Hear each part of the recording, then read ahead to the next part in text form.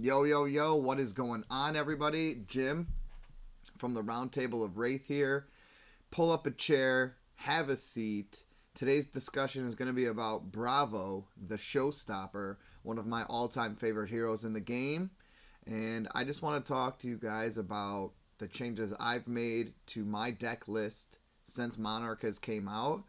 This is going to be a Blitz deck list, deck tech video. I have my local skirmish coming up soon, so I've been tinkering and playing a lot of Bravo lately. And I think I just want to update everybody as to where I'm at with the deck, what changes I've made, and get some feedback from you guys. And if you guys have any suggestions or things that you think I might be overlooking, I'd love to hear it in the comments. So sit down and let's get ready to go. All right, so first up we have the equipment. And so we know in Blitz we're allotted 11 equipment slots. And pretty basic setup here. So we got his Anathos, his hammer, his tried and true weapon. We got the Arcanite Skullcap. Nothing needs to be said there. Best generic helmet in the game. The Crater Fist. I've actually been finding myself taking the action on the Crater Fist a little bit more recently. I don't know why, if it's just kind of happened that way, but I love the Crater Fist. Blocks for 2, use it early, and then if you want to take the action, great. If not, block again for 1, and then it's gone. But hey, great value there. The Helm of Ison's Peak.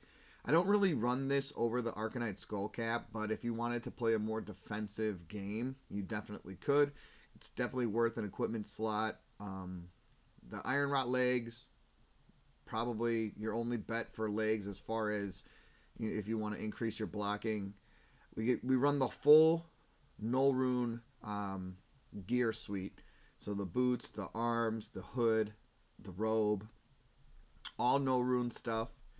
And then, of course, the tectonic plating, which, unfortunately, if you're new to the game, is a critical piece to Bravo. So it's almost like a must-have. The good news is they're not that expensive as far as Flesh and Blood legendaries go. But excellent card. We take the action on it almost every turn. And then my little new tech, or my spicy new little addition, is the Time Skippers. If you run into a Prism matchup, your boots aren't that important to you anyway. Like I said, it's either Null Rune boots, the Iron Rot legs. You might as well run the Time Skippers, and then the action on there to gain 2 action points costs 3. And for us Bravo players who are playing a ton of blue cards, that is easy to pull off. So Time Skippers, if you run into Prism, to get around some of that aura problems. So let's get right into the cards. Excuse me, it's the morning here in Illinois. All right, we got... Oh, sorry. Command and Conquers. 2 copies of Command and Conquers. I don't think I need to justify why I want to put Command and Conquer in this deck. It's outstanding. Costs 2, which can be a pain sometimes. A lot of the other triggers in Bravo's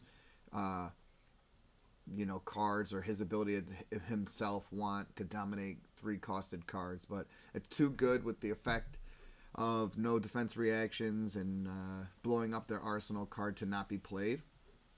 We have the 2 Crippling Crushes. If you can get this off, it is in fact crippling. One of my all-time favorite cards, the biggest damage card in the game, and definitely a momentum swinger. As you'll see next, we run 2 red Crush Confidence and 2 blue Crush Confidence. The blue Crush Confidence are, just there for the pitch and the block, but the crush ability on Crush Confidence is that if it deals 4 or more, your opponent loses their text box for a turn. So their hero card is essentially blank. And in today's Flesh and Blood, with Chain wanting to make a Soul Shackle to go again, with Bolton needing it to use his attack reaction, and then the buffed up cards, with Leviathan not being able to turn off Blood Debt, Prism can't use it to make a Spectral Shield. It's just super relevant. It seems like it's gotten stronger. So I'm running the 2 red and the 2 blues, because if I can pummel this or threaten this, and it might scare a player into having to block more than they want to. It doesn't even need to be dominated. I can just, if I'm threatening that pummel, or if I do dominate it, then it's something that they might be nervous about losing their text box for a turn. So Crush Confidence has definitely gained value since Monarch has come out as far as a card you want to play.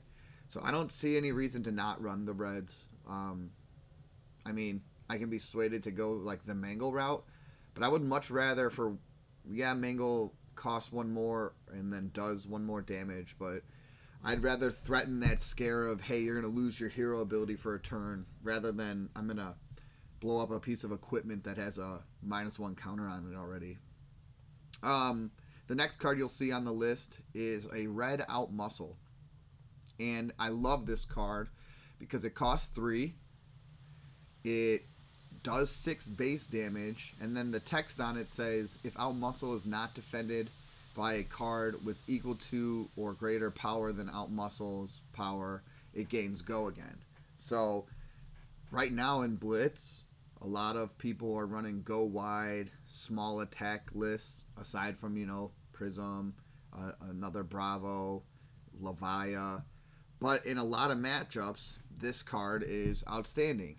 And if you play it, you get the Go Again, great. If not, it's a 6-power attack, so it can pop some Spectral Shields if you need it to. Only blocks for 2.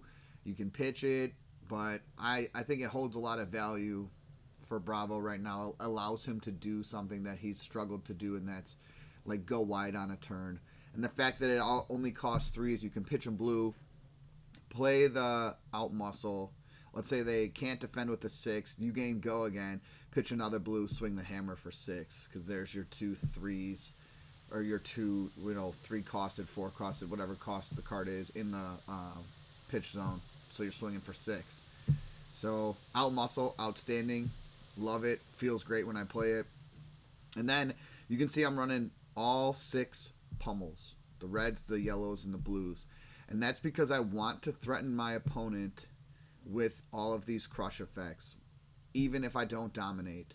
And then the pummel trigger of them discarding a card is outstanding. It costs 2. That's not a problem for us. We have a lot of resources in this deck. And then when we do dominate or swing the hammer, when your opponent sees the 2 floating, they have to, in their head, say to themselves, well, there's got to be a pummel there. So whether it's the yellow, blue, or the red that you're playing, obviously, red, yellow would be preferred. But even the blue is great, just to threaten that extra card out of hand, and then maybe getting some of these crush effects to go through to really swing the momentum back into your favor. And then up next, Spinal Crush, another card that I personally think has gotten even better. It was already great, but now it's even better with the release of Monarch, because Chain wants to do Go Again, Bolton wants to do Go Again. When Prism is using her Spectral Shields and using the Luminaris to attack for 1, Go Again, attack for 1, Go Again, that shuts that down for a turn. Does so much damage, blocks for 3. Spinal Crush is the MVP against Chain. I cannot stress how great this card is, and it's only gotten better. So yeah, those are the reds that I run right there. Command and Conquers, 2. Crippling Crush, 2. Crush Confidence, red, 2. Out Muscle, 2. 2 red pummels, 2 Spinal Crush. That's it. And then the only yellows I'm running in the deck are the 2 yellow pummels. So then the rest of this deck is going to be to resource generate, to pitch, and to present some crush effects that can be pummeled, that can give your opponent a little pain. So let's talk about 2 Buckling Blows. I included the Buckling Blow because I'm running a card, which we'll talk about here in a second, called Rouse the Ancients. And so Rouse the Ancients wants you to be able to show 2 cards in your hand that total up to 13 damage. If you do, Rouse the Ancients gains +7 and Go Again. So the Buckling Blow, pitching for blue, but then also doing 6 damage is outstanding and great. Let me see if I can make this a little bigger here for us. Yeah, so the crush effect we don't really use, but the blue 6 is amazing. Cranial Crush, great late game to dominate it, does 8. Yeah, it costs 6. Still pitch for blue though. If you're making your surge tokens, you can get it off for 5. Blocks for 3, does everything you want it to do. 8 power, awesome. Choke Slam, another blue that has 6 power, which is great against Prism. You don't really ever play it for the crush, but it's good to pitch, good to block, good to have. I got, let me make it smaller so you can see. We got a Crush the Week, 2 blue Crush the Weeks. And that's because I want to have these 5s. I don't like playing the 4 power cards like Last Ditch Effort or the blue Out Muscles. I want to have 5s because I want to get the Rouse the Ancients trigger off when I can. So the 2 Crush the Weeks, you're pitching it, you're blocking with it.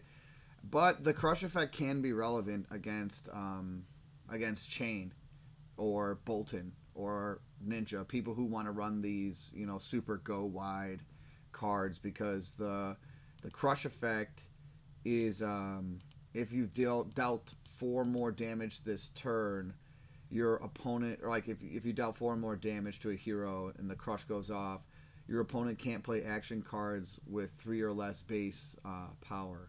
And so if you come across like a paper cutty deck, they can't really play a lot of their cards, so the crush effect can threaten and scare them, especially Chain or Bolton to some extent. So good card, want it in there. Debilitate blue, it's another, I believe, 6 blue.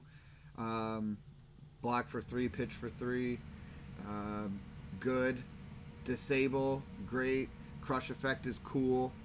Little mini Command and Conquer, but again, it's a blue and it's a 7, so it does great math for your Rouse the Ancients.